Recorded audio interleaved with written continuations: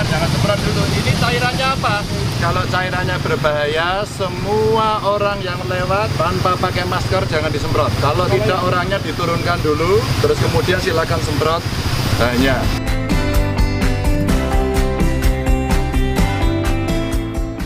Nah, ini ada yang menarik karena Pak Lurah ini bisa mendeteksi berapa jumlah keluarganya yang ada di perantauan, maka caranya bagus. Keluarganya suruh ngubungi keluarganya yang di perantauan dengan cara apa? Dengan cara telepon, WA, SMS, rasa pulang. Maka Pak Sanjara tidak nih Pak ya? Iya Pak.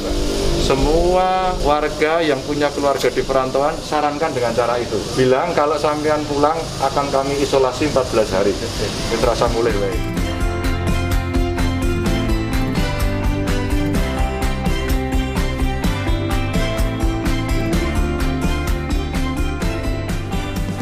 Kalau di sini yang pulang perantauan itu ada 9 Pak. 9 sudah berapa hari? Sudah ada yang 14 hari sudah ada yang 1 minggu. Tadi malam juga ada. Kami standby 24 jam.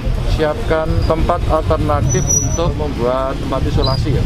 Siap. Balai desa boleh, sekolah boleh, pinjem rumah kosong boleh? Siap. Siap.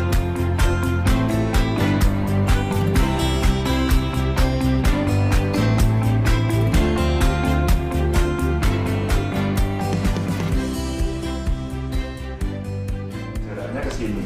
Jadi mereka udah bengok-bengok sini rapopo, tapi pakai masker. Jangan sampai gini. Kalau bisa ini jangan disentuh kecuali oleh petugas. Tadi ngontrolnya pripun? Apa dari pemudik atau masyarakat yang terindikasi gitu? Kalau ada laporan dari RT, kami sudah ada satgas, Pak. Oke. Ya, satgas desa, kecamatan, dari tempat sudah membuat satgas. Oh iya. Ya, terus kami kalau ada laporan dari desa atau warga, kami kalau akan mendatangi